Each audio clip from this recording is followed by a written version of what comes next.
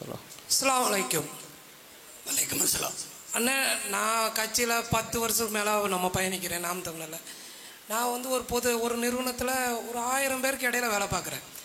அப்போ நான் நிறைய கருத்துக்களை எல்லா கட்சிக்கு எதிராகவும் பதிவு பண்ணுவேன், நிர்வாகத்துக்கு எதிராகவும் பதிவு பண்ணுவேன். அப்போ எல்லாமே நான் ஒரு சீமானோட தம்பியாகவும் நாம் தமிழர் பிள்ளையாகவும் தான் அடையாளப்படுத்துகிறேன்.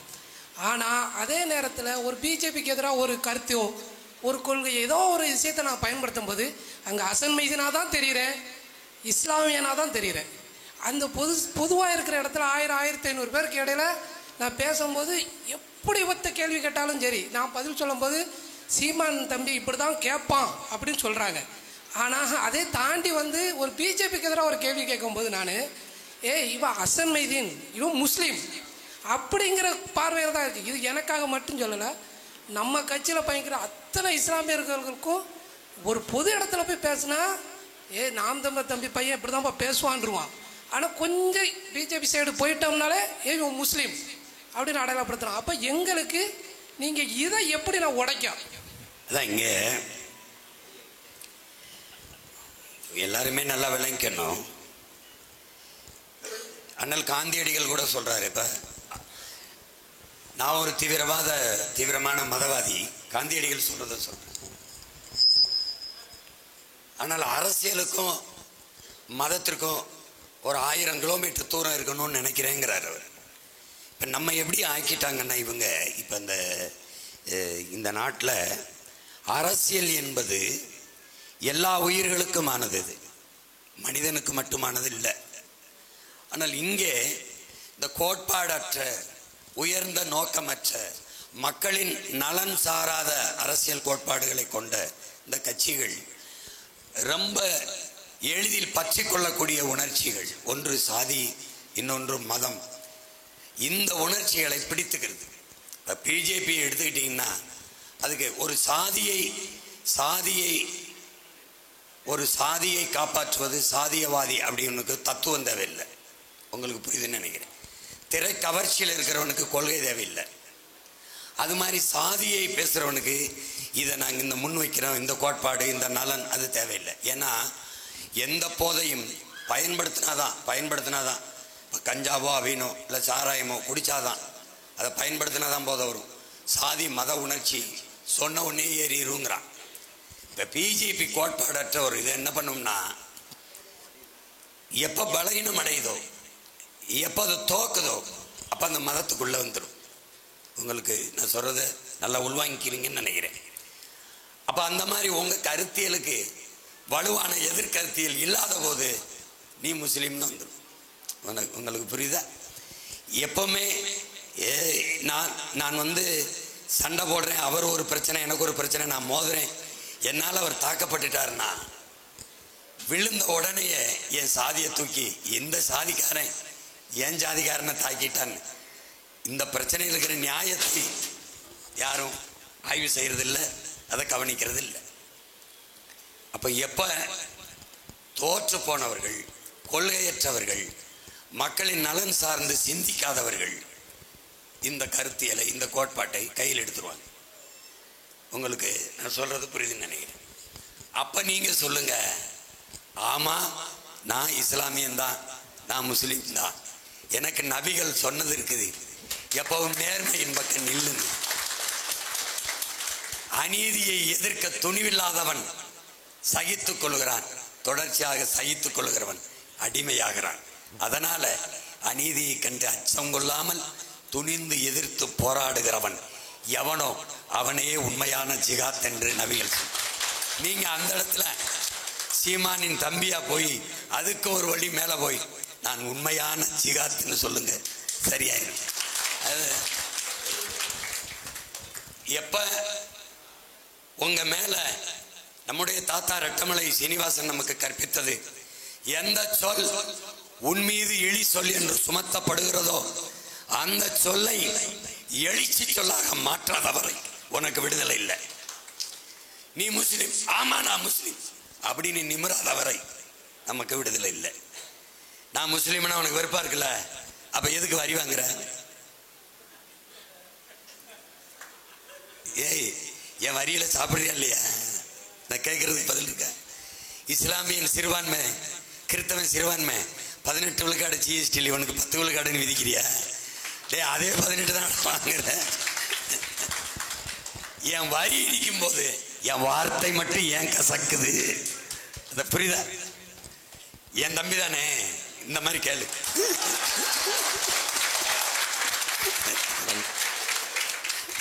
நன்றி. தாங்கள் கேட்கும் கேள்விகளோட நேரத்தை சுருக்கிக் கொள்ளவும். அடுத்ததாக அபு உமர் அவர்கள், சிறைவாசிகள் விடுதலை பரோல் சம்பந்தப்பட்ட கேள்வி. அஸ்ஸலாமு அலைக்கும். வலைக்கும் அஸ்ஸலாம். நான் கேட்கக்கூடிய கேள்விப்பெல்லாம் முதலே ரஹீம் பாய் பேசி முடிச்சிட்டாரு. இந்த பைசன் விஷயத்துக்கு இருந்தாலும் அது எங்க அண்ணன், நீ தம்பி, ஒரு தடவை கேளு. அதான் பைசன் விஷயத்துக்கு பாராட்டுறதுக்காண்டி கூப்பிட்டு ஒரு சினிமா பிரபலத்தை கூப்பிட்டு பேசுறதுக்கு முதல்வருக்கு நேரம் இருக்குது. ஆனால் அவங்களுக்காக ஓட்டு போட்டு மேலே ஏற்றி வச்சா எங்கள் சமுதாய தலைவர் கூட அவர் பார்க்க மாட்டிருக்காரு. பார்க்கறதுக்கு அவருக்கு நேரம் இல்லை. இந்த மாதிரி சூழலில் இன்னும் 20 நாள் தான் பரவாயில்ல அவங்களுக்கு கொடுத்துருக்காங்க. இப்போ நேற்றுள்ள உயர்நீதிமன்ற உத்தரவுப்படி இந்த 20 நாளுக்குள்ளே அடுத்த கட்ட நடவடிக்கை என்ன எடுக்கணுங்கிறது தெரியாமல் தான் சமுதாயம் உட்காந்துட்ருக்கு. இப்போ அதுக்கு உங்களால் முடிஞ்ச அளவுக்கு இந்த 20 நாளுக்குள்ளே ஏதாவது போராட்டத்தை ஆர்ப்பாட்டத்தை அறிவித்து அதை ஒரு பேசும் பொருளை ஆக்க முடியுமாங்கிறது என்னோட கேள்வி. அதுக்கு தான் வேலை நடந்துட்டு 20 நாள் இல்லை, டிசம்பர் முதல் வாரத்தில் செய்கிறோம். என்னது எங்கள் அண்ணனுக்கு தெரியும். நான் ஒரு திரை அப்படின்னு ஒரு ஆவணப்படம் எடுக்கிறேன். திரைன்னா இந்த சிறைய திரை, அது வந்து பாதிக்கு மேலே எடுத்துட்டேன். இப்போ நாசருக்கு தெரியும். அதை கேள்வியாக கேட்க சொன்னார். நாசருக்கு தெரியும் அதில் என்ன பிரச்சனைன்னா, பாதிக்கப்பட்ட நம்ம குடும்பத்தில் 2-3 குடும்பத்தை சேர்ந்தவங்க பேச மறுக்கிறாங்க, பயப்படுறாங்க. அது காரணம் என்னென்னா, அண்ணா பிறந்த நாளில் விடுதலை செய்யலான்னு இருக்காரு முதலமைச்சர். நீங்கள் சீமானுக்கு இதை பேசி விட்டீங்கன்னா விடுதலை செய்ய மாட்டாருன்னு. நான் சொன்னேன், 30 அண்ணா பிறந்த நாள் வந்துருச்சு, இது அதனால் நாசர் சொல்லியிருக்காப்புல அதை பேச வச்சுறேன். எடுத்துட்டேன்னா நான் பேசுறது நீங்கள் பேசுறது புரியல. நான் போட்டு காட்டினேன்னு வச்சுக்கோங்க, என் தாயினுடைய கண்ணீரை, என் தங்கையினுடைய கதறலை, நான் விடுதலை கேட்கறதுன்னு பக்கம் இருக்கிற நியாயம் உனக்கு புரியும். அதனால அதை செஞ்சுக்கிட்டு இருக்கேன். செஞ்சுட்டு நான் செய்வேன், நீ கவலைப்படாத. நீ படம் பார்த்துட்டு கருத்து சொல்றது கோவப்படுற. கல்வி சிறந்த தமிழ்நாட்டுக்கே படம் எடுக்கிற 2 டைரக்டர் வச்சு தான் நடத்துகிறாப்புல மாநாட்டையே. அங்கே ஒரு கல்வியாளனும் இல்லை. இவ்வளோதான் நம்ம லட்சணம். இதுக்கு போய் இது பண்ணாத. நான் ஓட்டு போட்டு தேர்வு செய்தவன், அதை கண்டுக்கலைன்னு. ஒரு தடவை அண்ணனை ஓட்டு போட்டு தேர்வு செய்ய, அது எல்லாம் சரியாயிடும். அதுக்கப்புறம் 2 விஷயத்துக்கு உங்களுக்கு நன்றி சொல்லணும். ஒன்றும் இந்த கோவை பாசாபாய்க்கு வந்து விஷயத்துக்காக. ஏன்னா எங்கள் சமுதாய தலைவரே முதல் கட்ட தலைவர் வரல, 2ஆம் கட்ட தலைவர்கள் வந்தாங்க. ஆனால் வந்து நீங்கள் முதல் கட்ட தலைவராக எங்களுக்கு வந்து எங்கள் அப்பான்னு சொன்னது எல்லாம் பெரிய விஷயம். அதுக்கப்புறம் பன்னா இஸ்மாயில் பிலால் மாலிக் சிறையில் தாக்கப்பட்ட விஷயத்துக்கும் நீங்கள் அவங்கள சந்தித்து அதுக்கு ஆதரவாக நின்னீங்க. அதுக்கப்புறம் கொஞ்சம் குறைஞ்சிருக்கு. ஆனால் இன்னும் அவங்களுக்கு உண்டான அடக்குமுறைகள் தொடர்ந்துட்டு தான் இருக்குது. அதையும் நீங்கள் கொஞ்சம் கவனத்தில் எடுத்து. இல்லை, நீ களிமா சொல்லியிருக்க இஸ்லாம். நான் களிமா சொல்லாத இஸ்லாம். உனக்கு புரியுதுன்னு நினைக்கிறேன். எனக்கு ரத்த உறவு இருக்குது. என் சொந்தக்காரன் பூரா இஸ்லாத்தில் இருக்கான். அப்போ அதில் வந்து பழனி பாபா அண்ணன்னா வார்த்தையில் அண்ணன் இல்லை, என் உணர்வில் உறவில் அண்ணன். அதனால நீ வந்து பாஷாபாய், உனக்கு பாஷாபாய், எனக்கு அப்பா. நான் பண்ண அப்போ இருந்து கூப்பிடுவேன். சித்திக்கு என் தம்பி நாசருக்கு தெரியும். இப்போ அதனால அது நீ இது என்னுடைய இப்படி எடுத்துக்க, என்னுடைய பிறவி கடமை, அது செய்கிறது. இதில் எனக்கு எந்த பெருமையும் இல்லை, எந்த இதுவும் இல்லை. நன்றி தோழரே. அடுத்ததாக முகமது ஷஃபி அவர்கள், வீரத்தமிழர் முன்னணி பற்றிய கேள்வி. அண்ணா, உங்கள் மீதும் உங்கள் குடும்பத்தார் மீதும் இறைவனின் சாந்தியும் சமாதானமும் என்றென்றும் நிலவட்டுமாக. நன்றி அண்ணா, இது என்னுடைய கேள்வியும் என் சமுதாயம் சார்ந்த, இஸ்லாமிய சமுதாயம் சார்ந்த சில பேருடைய கேள்வியாக இருக்கு. அண்ணா, நீங்கள் வழி நடத்திட்டு வரக்கூடிய நாம் தமிழர் கட்சியில் பல பாசறைகள் இருக்கிறத நாம் அறிஞ்சது ஒன்று தான். ஆனால் இதில் முக்கியமாக நம்ம கவனிக்கக்கூடியது வீரத்தமிழர் முன்னணி என்கிற ஒரு பாசை.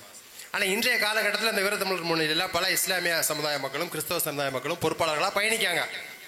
ஆனால் இந்த பாசறை இனி ஒரு காலத்தில் காங்கிரஸ் போலவோ, பாரதிய ஜனதா போலவோ, அதிமுக திமுக போலவோ மிக வலிமை வாய்ந்த அரசியல் சக்தியாக நாம் தமிழர் கட்சி உருவாகி இருக்கும் போது, அந்த காலகட்டத்தில் இந்த வீரத்தமிழர் முன்னணியில் இன்னைக்கு பயணிக்கக்கூடிய இந்த உறவுகள், இந்த பொறுப்பாளர்கள் நாளைக்கு ஒரு அரசியல் தேவைக்காகவோ இன்னும் சில வேறு தேவைகளுக்காகவோ, ஒருவேளை இந்த ஆர்எஸ்எஸ் போலவோ, இல்லை இந்து மக்கள் இயக்கம் போலவோ, இல்லை சிவசேனா போலவோ இந்த இயக்கம் மாறுவதற்காகவும் ஒருவேளை இது இஸ்லாமிய சமுதாய மக்களும் கிறிஸ்தவ சமுதாய மக்களுக்கும் மிகப்பெரிய ஒரு பாதகமாக ஒரு இயக்கமாக உருவாகுவதற்கும் வாய்ப்புகள் இருக்கிறதா?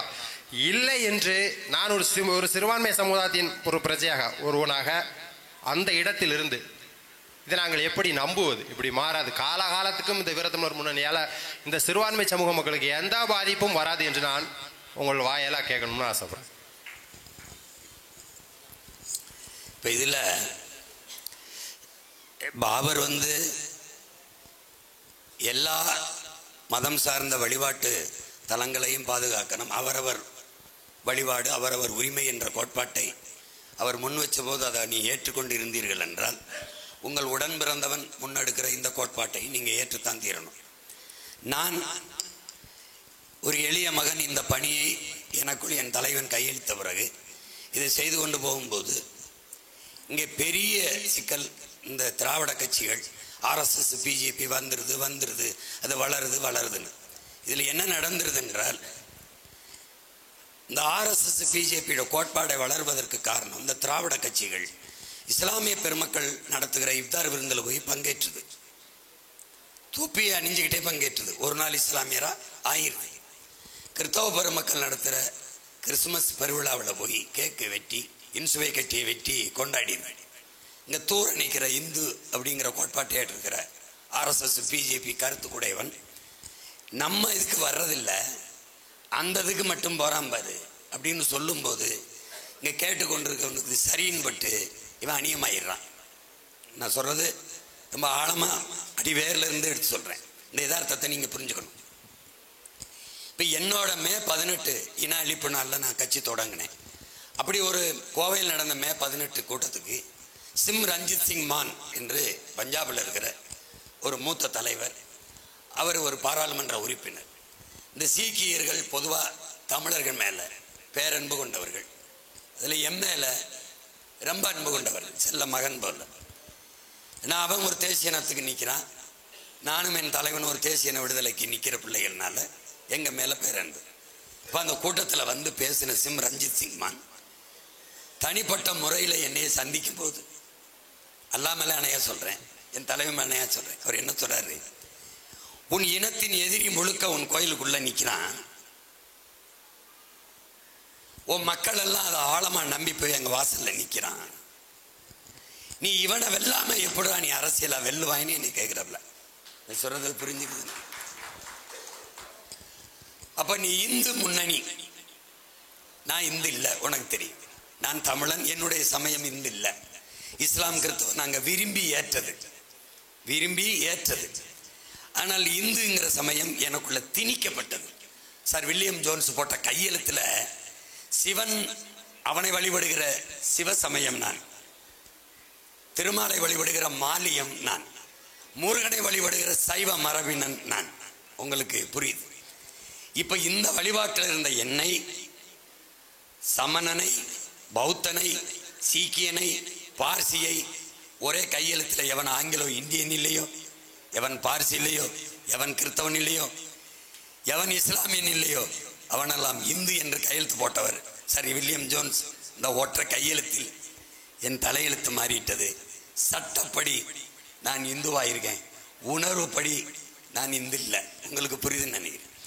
அப்ப இந்த இடத்துல எனக்கு என்ன ஒரு இது இருக்குன்னா, அடர்ந்த காட்டுக்குள்ள தீ பற்றி வரும்போது அந்த தீ மேலும் பற்றி படராம இருக்க ஒரே ஒரு வழிதான் இன்றைய வரை கடைபிடிக்கிறோம், குறுக்க ஒரு வாய்க்காலை வெட்டுறது. ஒரு வாய்க்காலை வெட்டிட்டா இந்த நெருப்பு இங்கே இருந்து அடைஞ்சிரும், அடுத்தடுத்துக்கு பரவாது.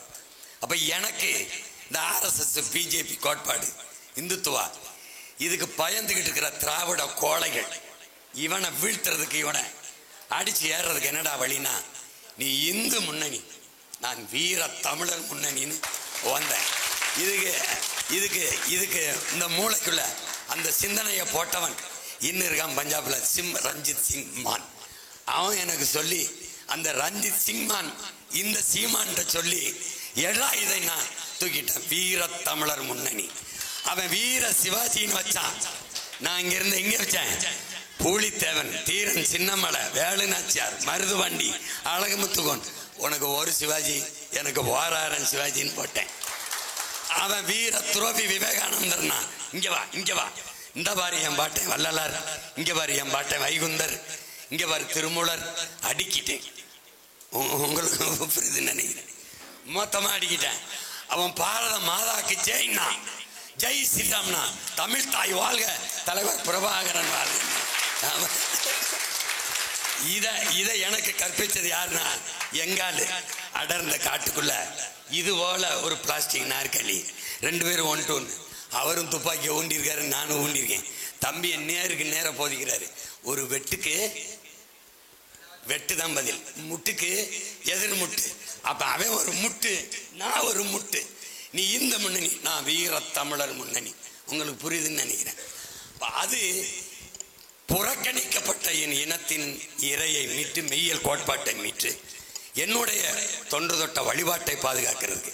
அண்ணன் வரலைன்னா என் பாட்டனார் கட்டிய பெருவுடையார் கோயில்ல தமிழ்ல மந்திரம் ஓதப்பட்டிருக்குமான்னு நீங்க கேட்டுங்க. இந்த திருச்செந்தூர் முருகன் கோயில்ல தமிழ்ல மந்திரம் ஓத வைக்கிறதுக்கு என்ன பாடுபட்டுன்னு உனக்கு தெரியும். அப்ப வீர தமிழர் முன்னணி எதுக்கு பயன்படுது? இதுக்கு பயன்படுது. புரியுதா உனக்கு? நீ அதனால அச்சமோ அதெல்லாம் தேவையில்லை. உன்னை தற்காக்கிறதுக்கு பல ஆயுதம் இருக்கு. அதுல இது ஒரு வேலை ஆயுதம், சூழாயுதம், அது ஒரு ஆயுதம். அவ்வளவுதான். நீ அதை போய் குழப்பிக்காத. அண்ணன் எடுத்து வைக்கிற கோட்பாட்டுல கருத்து இல்லை. நான் சொல்லல. மதம் என்பதும், வழிபாடு என்பதும், உணவு என்பதும், உடை என்பதும், மொழி என்பதும் அவரவர் உரிமை. என்ன சொல்றது புரியுதா? அதில் நீ போட்டு குழப்பிக்காத. அண்ணன் இருக்கிற வரைக்கும் அப்படிதான். அதுக்கு பின்னாடி இப்ப நீ தான் இருக்க, என் தம்பி இருக்கான், தவறா வழி நடத்த கொண்டு போயிருவான்னு நம்புறிய? இஸ்லாமிய பிள்ளைகள், கிறிஸ்தவ பிள்ளைகள் வீரத்தமிழர் முன்னணிக்கு வர்றதுக்கு காரணம், நான் இன்னைக்கு ஓரிரை அல்லாவை ஏற்று, நபிகளின் வழியை ஏற்று, அந்த மொழியை ஏற்று அந்த வழியில் போறேங்கிறது எவ்வளவு சத்தியமான உண்மையோ, அப்படி 200 ஆண்டுகளுக்கு முன்னாடி அல்லது 100 ஆண்டுகளுக்கு முன்னாடி எங்கள் முன்னவர்கள் முருகனும் சிவனும் என்பது 1000-100 விழுக்காடு உண்மை இருக்கு. அதனால என் பிள்ளைகள் எனக்கு துணையா நிக்கணும்னு நினைக்கிறாங்க. வர்ற இஸ்லாமிய நானே எங்க அண்ணனுக்கு துணையா இந்த வீரத்தமிழர் முன்னணியில் இருக்கேன். என் மக்கள் முருகனை சுதந்திரமா வழிபடணும், அவன் மொழியில வழிபடணுங்கிறதுக்கு நான் என் அண்ணனுக்கு கூட நிக்கிறேன் தான். அப்படிதான் நிக்கிறானே ஒழிய, ஹுமாயூன் பெருவுடையார் கோயிலுக்குள்ள பக்கத்துல என் பக்கத்துல நின்றுல சீமான் பாருங்க ஒரு இஸ்லாமியரை கூட்டிக்கிட்டு சிவன் கோயிலுக்குள்ள போயிட்டாருன்ட்டு. இது சமத்துவம் இல்லை. ஆனா இவர் இந்து நோம்பு கஞ்சி குடிக்கிற இப்தார் விருந்துல தொப்பையை போட்டு குடிக்கும் போது அது மட்டும் சமத்துவம் ஆயிருது. என்னது நீ செய்யறது சமத்துவம்னா, மறுமலர்ச்சி சீர்திருத்தம்னா, பிரபாகரன் மகன் சீமான் செய்யறது சமத்துவம், சீர்திருத்தம் தான். அவரு இதுக்கிடையில் பார்த்தீங்கன்னா பெருவுடையார் கோயில் அந்த ஐயர் பயந்துட்டார். அந்த குரு சிமான் வேண்டாம், யாருமே தலைவாசல் வழியா வரமாட்டாங்க, நீங்க வளர வேண்டிய ஆள் இப்படி வரலாமா அப்படின்னா, போங்க குரு போங்க, போட்டு மந்திரத்தை சொல்லி கொடுங்க, பயப்படாதீங்க, யாருமே வரமாட்டாங்க, அதனாலதான் நான் வந்திருக்கேன். அவன் இல்லை நீங்க எந்த அரசியல் தலைவர் வர மாட்டாங்க, நீங்க நல்லா வர வேண்டிய ஆள் இப்படி வரலாம், அதனாலதான் வந்திருக்கேன். இங்க பாருங்க ஐயா, என் பாட்டனுக்கும் பகைவனுக்கும் தான் பிரச்சனை, அவனுக்கு அவன் பேரனுக்கு ஒரு பிரச்சனை இல்லை. நீங்க வச்சு வழி மந்திரத்தை சொல்லுங்க அப்படின்னு சொல்லிட்டு வந்தேன். அது மாதிரி அச்சத்தை முதல்ல விட்டு நமக்கு கத்து பேச்சது என்ன? அச்சத்தை விடு, இல்லைன்னா லட்சியத்தை விடு. நீ அச்சத்தை விடு, லட்சியத்தோடு அண்ணன் இருக்கீங்க கூட கவலைப்பட. இந்த வீரத்தமிழர் முன்னணி ஒரு தீ பரவி வரும்போது மேலும் பற்றி படாம இருக்க தடுக்கிறாரு. இல்லைன்னா என் கூட இருக்கிற பிள்ளைகள் அவன் ஒரு வழிபாட்டை தேடுறான் பத்தியா, அந்த வழிபாடு இருந்தா ஊருக்கு முன்னாடி தூக்குடா வேல் வெற்றி வேல்னு. நீ நான் தூக்கும் போது எல்லாம் சிரிச்சான், திருப்பி திமுக தூக்குச்சு, திருப்பி பிஜேபி தூக்குச்சு. ஏன் வெல்ல முடியலன்னா, இப்படி வேலை எடுத்து அரோகரானா முருகன் முகம் அப்படி வந்து போய் இப்படி சீமான் முகம் வந்துருது. உனக்கு புரியுதுன்னு நினைக்கிறேன். அவனே என்கிட்ட சொல்றான், நாங்க முருகனை கடவுளாக்கி தெய்வமாக்கி எப்படியாவது வென்றலாம்னு பார்த்தோம், அவன் அதுக்கு முன்னாடி எல்லா தமிழ் பிள்ளைகள்கிட்டையும் அவங்க முப்பாட்டனாக்கி பாட்டனாக்கி கொண்டு சேர்த்துட்டான், சொந்தமாக்கி கொண்டு சேர்த்துட்டான். வேலு நாச்சியாரை எடுத்து ராணி அரசி அப்படி கொண்டு போலான்னு பார்த்தான். என் பாட்டி எங்க அப்பத்தான்ட்டு செத்து போயிட்டான். அவங்க புரியுதா அவனுக்கு? அதனாலதான் நீ தைரியமா இரு. நன்றி தோழர் அவர்களே. அடுத்ததாக பர்ணபால், கள்ளக்குறிச்சி, சுற்றுச்சூழல் சம்பந்தப்பட்ட கேள்வி.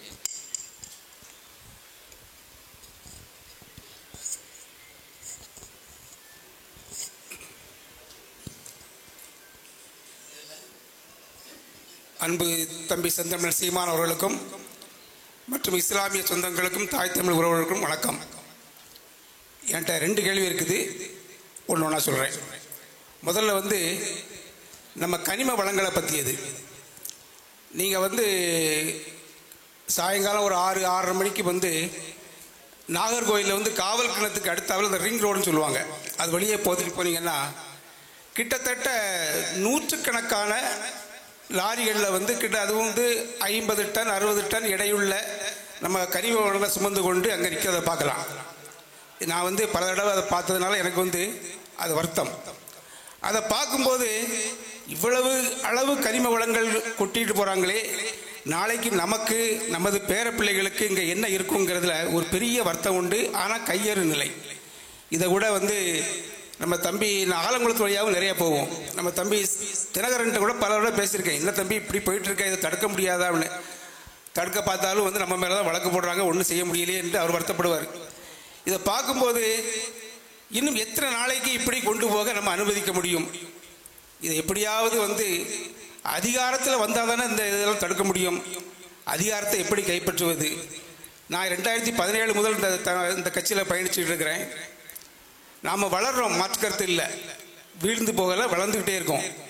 ஆனால் ஒரு ஆட்சிக்கு ஆட்சி அடைய வேண்டுமானால் கிட்டத்தட்ட 35 விழுக்காடுலேருந்து 45 விழுக்காடு வரை நமக்கு வாக்கு தேவை இருக்குது. நாம் இப்போ போகக்கூடிய ஒரு வளர்ச்சியை பார்த்தா இது ரொம்ப காலம் தாழ்ந்து போயிருமோங்கிற ஒரு கவலை இருக்குது. அதனால் ஆட்சியை பிடிக்கணும், அது மக்களுக்கு நல்லது செய்யணுங்கிறது நம்ம குறிக்கோள் நல்லது செய்யணும் தான். இந்த ஆட்சியை பிடிப்பதற்கு ஒரு சின்ன சமரசம்ங்கிறது நம்மகிட்ட ஆகாது. ஆனால் கூட நமக்கு அந்த ஒரு இது தோணுது, செஞ்சு இந்த மக்களை மாற்றிடலாமா? ஏன்னா இது கரூர் நிகழ்ச்சியில் ஒரு தாய் பெற்ற பிள்ளையை கூட தியாகம்னு சொல்கிற அளவில் நம்ம மக்கள் இருக்காங்களே, எப்படி இவங்களை மாற்றுறதுங்கிற ஒரு பெரிய கேள்வி. அடுத்து ஒரு கேள்வி. அண்ணன் அதிக நேரம் பேசணும், நீங்கள் தயார் எடுத்துக்கிறாங்க. அடுத்து ஒரு கேள்வி. நான் பள்ளி படிப்பை படிச்சுட்டு இருக்கும்போது நான் ஒரு குடியில் பிறந்து கிறிஸ்தவனாக இருக்கிறதுனாலேயே எனக்கு இந்த ஸ்காலர்ஷிப் அப்படிங்கிற ஊக்கத்தொகை நினைக்கிறேன் மறுக்கப்பட்டது. அதே சமயத்தில் என் குடியில் பிறந்த இந்து என்ற மாணவனுக்கு அவர் எவ்வளோ வசதி படைத்தாலும் அவனுக்கு கொடுக்கும்போது நான் ரொம்ப அடிமட்டத்தில் இருந்து வந்தவன், மிகவும் பின்தங்கிய ஏழை குடும்பத்தில் வந்ததுனால எனக்கு அது ஏக்கமாக இருந்தது. உங்களுடைய ஆட்சியில் இந்த ஊக்கத்தொகையோ மற்றது எதுவோ மதத்தின் சார்பாக இருக்குமா இல்லை பொருளாதார ரீதி சார்பாக இருக்குமாங்கிறது என்னுடைய தாழ்மையான கேள்வி. 2வது கேள்விக்கு விளக்கம் கொடுத்துருங்க. இதில் போய் நீங்கள் வளக்கொள்ளை வளர்ச்சி நீங்கள் சொல்கிறது சமரசம்னா இந்த கூட்டணி வச்சு ஏதாவது செய்ய முடியாதாங்கிறீங்க.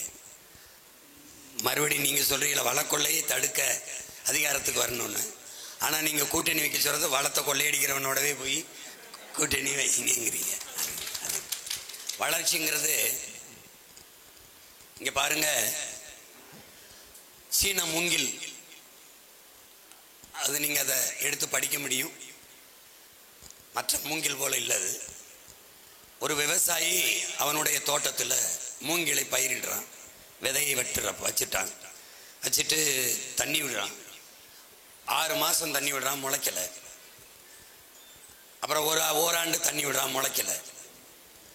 அப்புறம் 2 ஆண்டுகள் தண்ணி விடுறான், முளைக்கலை. 3 ஆண்டுகள் தண்ணி விடுறான், முளைக்கலை. ஆனாலும் பாருங்க அந்த விவசாயி சளைக்கலை, ஊற்றிக்கிட்டே இருக்கான், தண்ணி ஊற்றிக்கிட்டே இருக்கான். என்றாவது ஒரு நாள் அது முளைக்குங்கிற நம்பிக்கையில் ஊற்றுறான். ஓராண்டு 2 ஆண்டு இல்லை.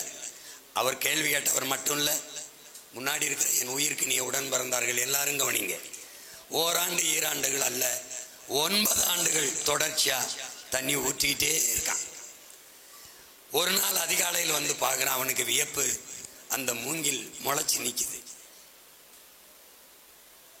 முளைப்பதற்கு 9 ஆண்டுகள் எடுத்துக்கொண்ட அந்த மூங்கில் 6 மாதங்களில் விண்ணை தொடுகிற உயரத்தில் வளர்ந்து நிக்குது.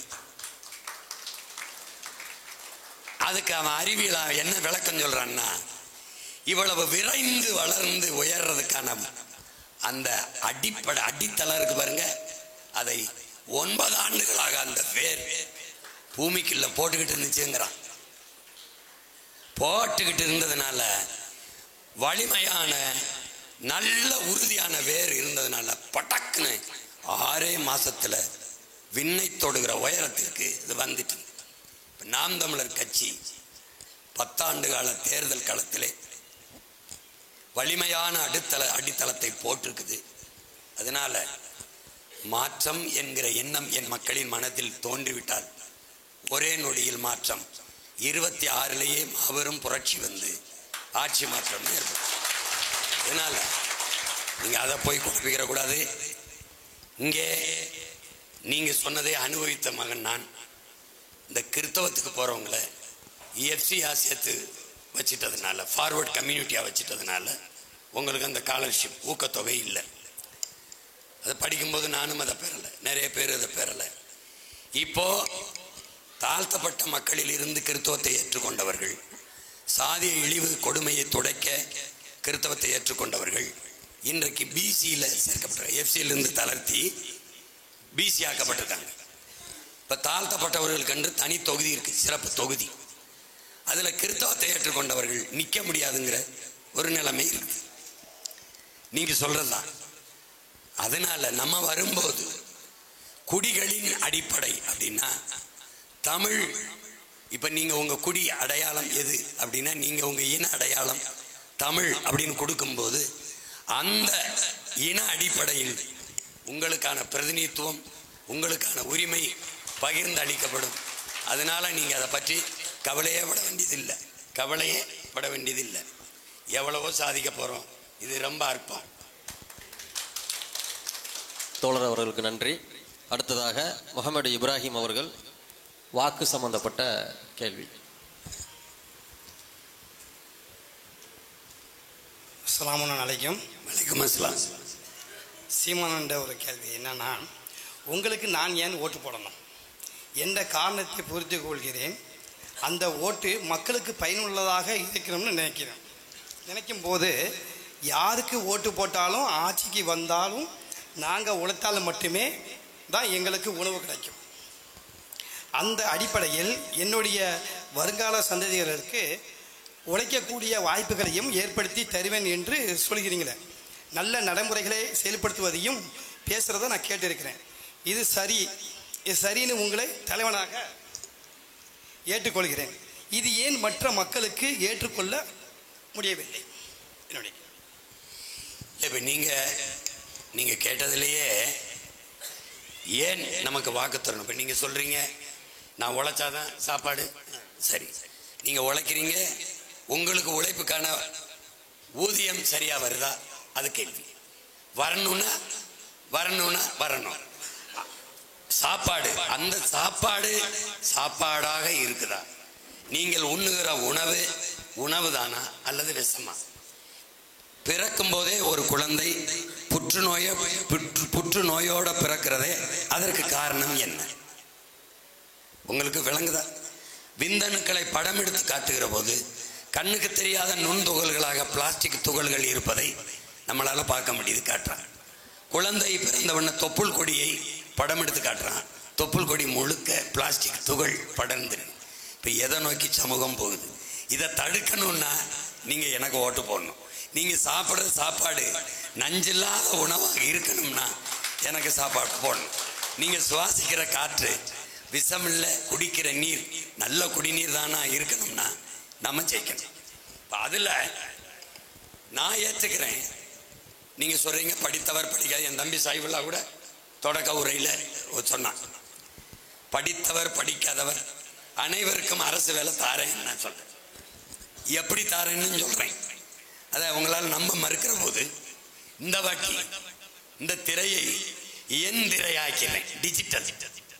நான் அப்படி ஓரத்தில் நின்றுக்கிட்டு இங்கே பாருங்க படிக்கிறவன் படிக்காதவன் எல்லாருக்கும் கவர்மெண்ட் வேலை எப்படி கொடுக்குறேன் பாருங்க அப்படின்னு போட்டு காட்டிடுவேன். இப்போ திருநெல்வேலி, உங்கள் ஊர் திருநெல்வேலி பாளையங்கோட்டை. இந்த பாளையங்கோட்டையில் என்ன சிறப்பாக விளை? இந்த திருநெல்வேலியில் எது அதிகமாக மகசூல் தரும்? வாழை, கரும்பு இதெல்லாம் இருக்குல்ல. இப்போ நான் வந்து சொல்கிறேன் பாருங்க. இப்போ கரும்பு போடுறேன். கரும்பு என்கிட்ட அரசுகிட்ட அவ்வளவு இடம் இருக்கா இல்லையான்னு இல்லை, என் மக்கள்கிட்ட ஒத்திக்கு எடுப்பேன். 25 ஆண்டுக்கு ஒத்திக்கு எடுத்து அதுக்கு உரிய தொகையை கட்டிடுவேன். கட்டிட்டு நிலம் உங்கள் பேர்லேயே இருக்கும், உங்கள் பேர்லேயே இருக்கும். அப்போ நான் என்ன செய்கிறேன், உங்கள் வீட்டில் எல்லாரும் விரும்பினா அரசு வேலை பார்க்கலாம்.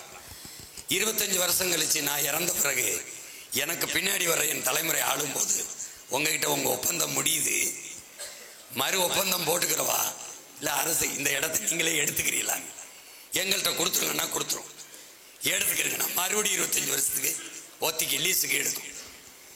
எடுத்து பல்லாயிரக்கணக்கான விளைநிலங்களை அரசு எடுத்து என்ன செய்யும்னா 2000 ஏக்கர்ல கரும்பை விளைய வைக்கும். கரும்பை விளைய வச்சு பக்கத்திலே ஒரு தொழிற்சாலை கட்டணும்னா இப்படி கட்டடம் இல்லை, 2-4 சுவத்தை கட்டி சீட்டு போட்டு தர்மாக்கோலை போட்டு அடித்து வேர்க்காம விசில் குளிர்விட்டியை போட்டு வச்சிடும். வச்சுட்டு இந்த கரும்பை வெட்டுறான் பாருங்க, அவனுக்கு எஜுகேட்டட் தேவையில்லை, படித்தவன் தேவையில்லை. கரும்பை கொண்டு வந்து காய்ச்சிறான் பாருங்க, அவனுக்கு படித்தவன் தேவையில்லை. ஆனால் எத்தனை டன் வெள்ளம் காய்ச்சிருக்கேங்கிறது என்றதுக்கு படித்தவன் தேவைப்படுறான். அதுவும் கவர்மெண்ட் வேலை, இதுவும் கவர்மெண்ட் வேலை. படித்தவன் படிக்காதவன் அனைவருக்கும் அரசு வேலை கொடுத்துரும். இந்த கரும்புல இருந்து பிரேசில் எத்தனால் பெட்ரோல் தயாரிக்கிறேன். அந்த எத்தனால் பெட்ரோல் தயாரிக்கிற நுட்பத்தை என் பிள்ளைகளை படிக்க வச்சு கொண்டு வந்து எத்தனால் பெட்ரோல் தயாரிப்பேன்.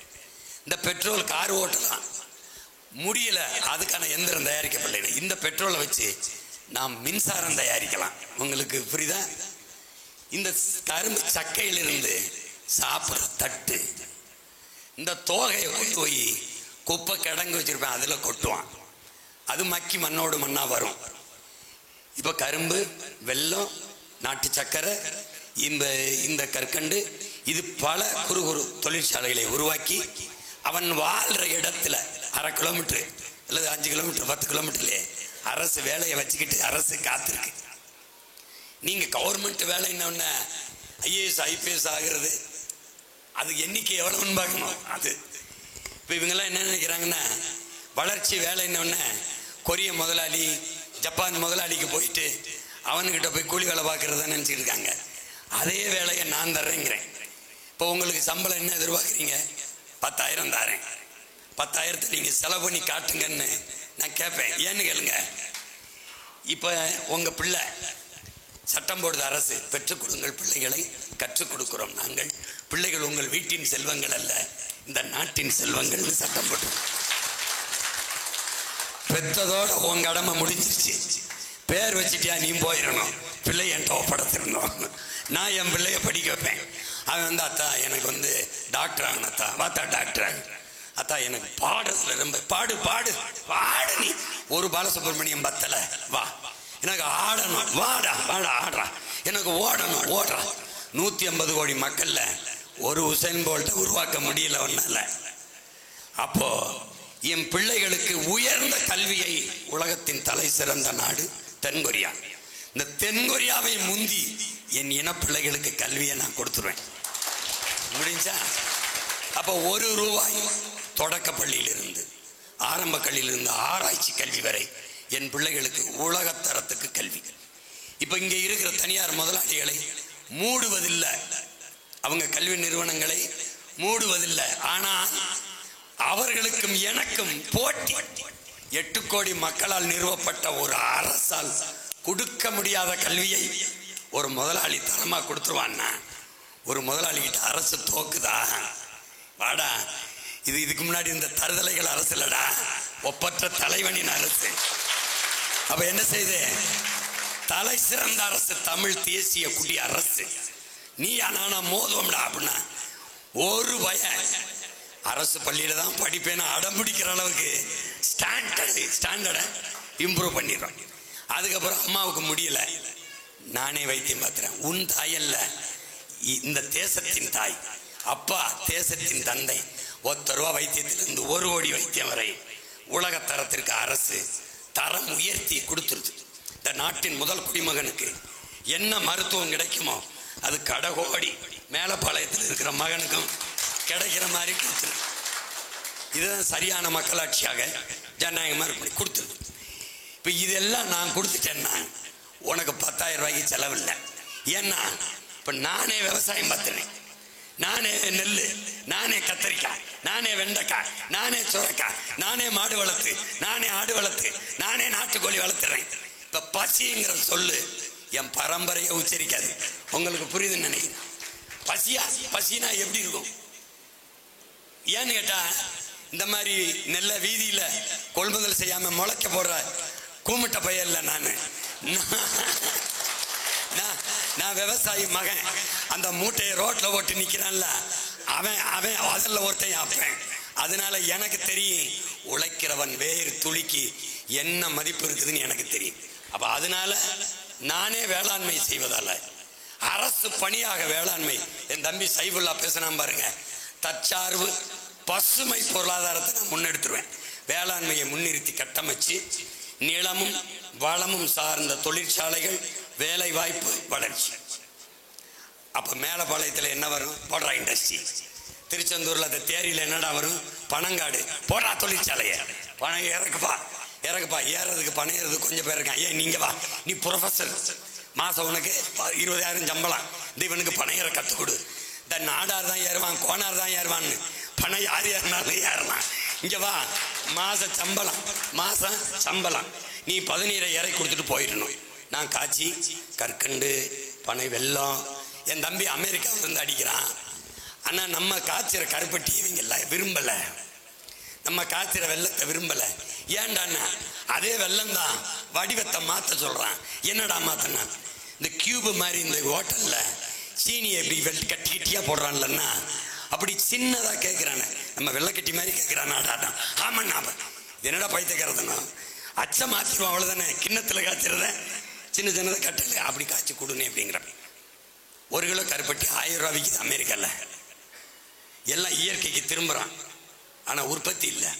இப்ப நான் அந்த தேரி காட்டுல தொழிற்சாலை இறை கொடுத்துட்டு ஒரு போயிட வேண்டிதான். நான் காய்ச்சி பெட்டியில அடுக்கி எக்ஸ்போர்ட் பண்ணி தமிழ்நாடு அரசு முத்திரையை போட்டு என் வெள்ளத்தை சாப்பிட்டு பாடுறாருன்னு போட்டு, இப்ப பனையிலிருந்து மட்டையில நார் விரிக்கிற தொழிற்சாலை, மட்டையில பாய் பண்ற, ஓலையில பாய் பண்ற தொழிற்சாலை, கொட்டாம் பின்ற தொழிற்சாலை, விசிறி பின்ற தொழிற்சாலை. இப்ப எங்க ஆத்தா படிக்கல, ஆனா கொட்டாம் பின்னிடுவா. கவர்மெண்ட் வேலை, 100 நாள் வேலைன்னு உட்காந்து பேன் பார்த்துக்கிட்டு இருக்குது, பல்லாங்குழி ஆடுறது இல்ல. இங்க வேலை செய்யணும், உழைக்கணும். உழைக்கிறதுக்கு உழைச்சிட்டு அன்னைக்கு வேணாலும் காசு, 1 வாரத்துக்கு 1 நாள் வேணாலும் காசு. சாராயம், இன்னும் சாராயம் சட்டரை இழுத்து மூடிடும். உங்களுக்கு புரியுதுன்னு நினைக்கிறேன். இந்த சீமை சரக்கை குடிக்கணுமா, காஸ்ட்லி ரெஸ்டாரண்ட்டுக்கு நீ போய்க்கணும். 5 நட்சத்திர விடுதி, விலை உயர்ந்த தங்கும் விடுதிகள், அதை அனுமதிக்கிறோம். வெளிநாட்டுக்காரன் வர்றதுனால வச்சுக்கோ, நீ பெர்மிட் பண்ணிட்டு அதை குடிச்சுக்கோ. கடற்கரை ஒரு ரெசார்ட்டில் நீ வச்சுக்கோ. என் ஊருக்குள்ள கிடையாது. ஒவ்வொரு தேசிய இனத்திற்கும் ஒரு மது இருக்கு. ரஷ்யானா ஓட்டா, சாம்பன், இந்த ஜின்னு, ரம்மு, ஒயின்னு அப்படி இருக்கிற மாதிரி எங்கள் இனத்துக்குன்னு பண்டைய காலத்துல இருந்து ஒரு பால் இருக்கு. பனம்பால், தென்னம்பால், ஈச்சம்பால், மூலிகை சாறு, இயற்கை என கொடுத்துருக்க அரிய கொடை.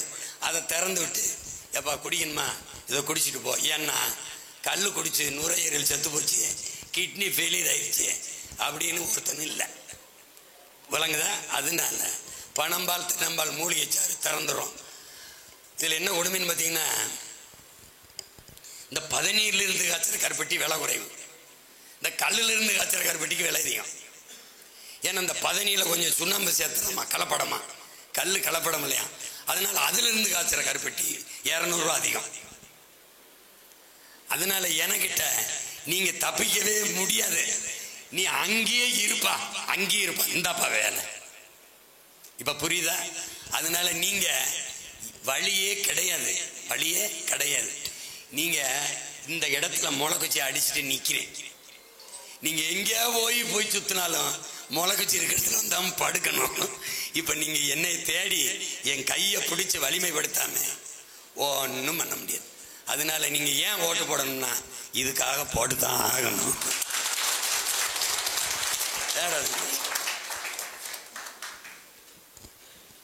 நன்றி தோழரே. அடுத்ததாக ராஜேஷ், மாற்றுத்திறனாளிகள் பற்றிய கேள்வி. தோழர் ராஜேஷ்.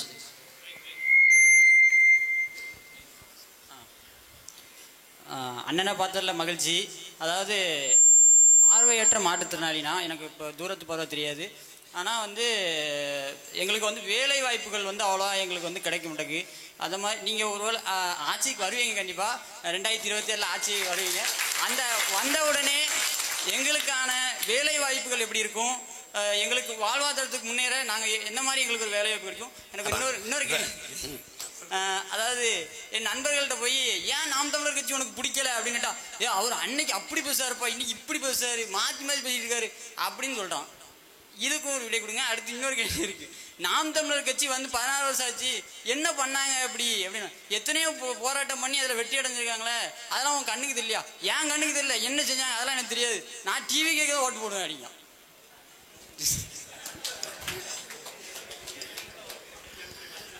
டேய், உனக்கு மட்டும்தான் தூர பார்வை தெரியலன்னு தெரியாது நினைக்காத.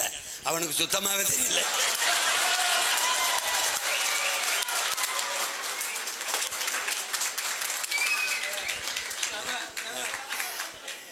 நான் அண்ணன் உனக்கு சொல்ல கேளு. நடிகனை நேசிக்கிறவன் நமக்கான ஆள் இல்லை, நாட்டை நேசிக்கிறவன் எவனோ அவன் தான் நமக்கான ஆள். அதனால நீ கேட்டது ரொம்ப மதிப்புமிக்க கேள்வி.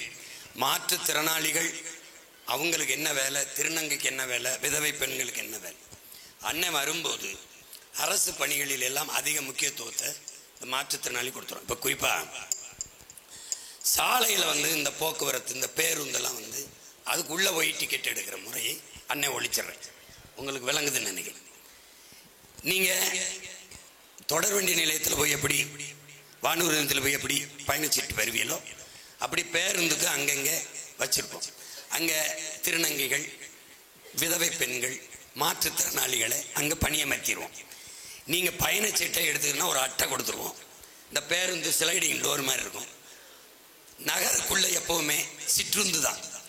தொலைதூர பயணத்துக்கு மட்டும்தான் நம்ம ஆட்சியில் பேருந்து. என்ன சொல்கிறது புரியுதா?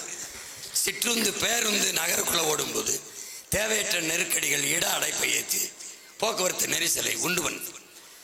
அப்போது சிற்றுந்தை நகருக்குள்ளே வச்சுக்கிட்டு மதுரையிலிருந்து திருநெல்வேலிக்கு பேருந்து, மதுரைக்குள்ள மொத்தமாக சிற்றுந்து தான்.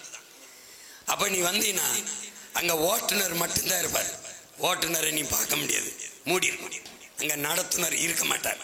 நடத்துனர் எங்கே இருப்பார்னா, நீ எங்கிருந்து பயணம் போறியோ அங்கே கண்ணாடி அறையில், குளிரூட்டப்பட்ட ஒரு அறையில் உட்கார்ந்துருப்பார். அது ஒன்னே மாதிரி பிள்ளையா இருப்பார். ஏற்கனவே இருக்கிற நடத்துனருக்கும் பணியை கொடுத்து புதிதாக எடுக்கிற நடத்துனர் முழுக்க மாற்றுத்திறனாளிகள், திருநங்கைகள், விதவைகள். இப்போ இந்த இடத்துல அண்ணன் வந்து, அண்ணா நான் தியாகராக நகர் போகணும் அப்படின்னா டக்குன்னு டிக்கெட்டை கொடுத்துருவோம். இதை கொண்டு போய் சிற்றுந்தில் வச்சவொடனே கதவை திறந்துடும். நான் உள்ளே போயிடுவேன். போனவுடனே பயணிகள் பயணம் தொடங்கிடுச்சு. தியாகராய நகர் வந்தவுடனே அன்பான பயணிகளின் கவனத்திற்கு, நீங்கள் சேர வேண்டிய தியாகராய நகர் வந்துவிட்டது, தயவு செய்து இறங்கவும். 2 தடவை தமிழில் சொல்லும். அதுக்கு மேலே ஒரு தடவை பொதுமொழியான பயன்பாட்டு மொழியாக இருக்கிற ஆங்கிலத்தில் சொல்லும். நோ ஹிந்தி, அங்கிட்டு தூரமாக இரு. அண்ணன் வந்தவொடனே அப்படி தூரமாக இரு குந்தி அப்படின்ட்டு நம்ம போயிடும். புரியுதா உனக்கு? அப்போ இந்த மாதிரி அரசு பணிகளில் எல்லாம் அதிகப்படியான இதை இப்படி செஞ்சிடும். காவலர்களுக்கே டிராஃபிக் போலீஸ் நடுச்சாலையில் அண்ணன் ஆட்சியில் நிற்கக்கூடாது, நிற்க மாட்டார்கள். இந்த குளிரூட்டப்பட்ட கண்ணாடி அறை சாலையின் இரு ஓரத்திலையும் இருக்கும். இப்படி ஒரு வளைவை போட்டுருவேன், சிங்கப்பூர் போல ஆர்ச். எல்லா நிலைகளையும் சிசிடிவி கேமரா இருக்கும், கண்காணிப்பு கருவி இருக்கும். இந்த வாகனம் போனால் பக்கவாட்டில், பின்னாடி, முன்னாடி, மேலே எல்லா கோணத்திலையும் படம் எடுத்து வச்சுக்கிறோம், பதிவு பண்ணி வச்சுக்கிறோம். 60 கிலோமீட்டர் வேகத்தில் இந்த சாலையை கடக்கவும் என்று எழுத்து போட்டுக்கிட்டே இருக்கும். நீ 61 60 அறையில் போனா கூட இங்க விட்டுரும், அடுத்த இடத்துல டாப்புன்னு ஓரம் கட்டிடும்.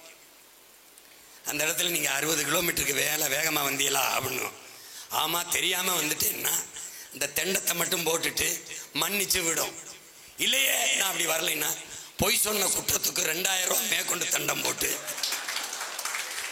நீ தப்பிக்க முடியாது. ஏன்னா இப்படி காட்டும், இது நீ தானே, இதுவா வண்டி தானே, என்னோட படம் எடுத்து வச்சிருக்க.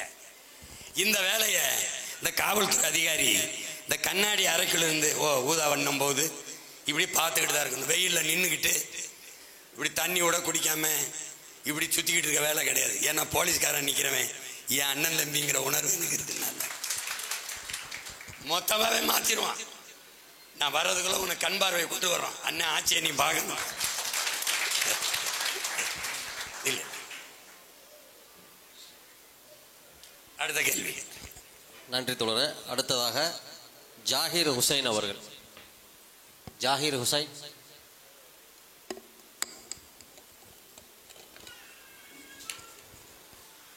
அஸ்ஸலாமு அலைக்கும் வரஹ்மத்துல்லாஹி தஆலா வபரகாத்துஹு. வலைக்கும் அஸ்ஸலாம். சாத்தியம் இல்லாத ஒன்றிலிருந்து சாத்தியத்தை உண்டு பண்ணுறது தான் புரட்சி நீங்கள் சொல்லுவீங்க. ஆனால் சாத்தியப்படக்கூடிய நிறைய விஷயங்கள் இருந்தும் இன்னும் அரசு நம்ம இப்போ செஞ்சுக்கிட்ட அரசு செய்யலை. ஆனால் அதை இப்போவும் செய்ய முடியும். ஆனால் நீங்கள் கண்டிப்பாக செய்வீங்கன்னு நம்புகிறோம்.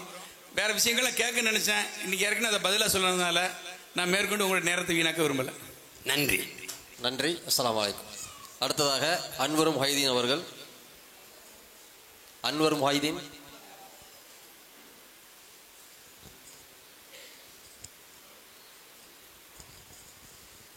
என் பேர் அன்வர் முஹைதீன்.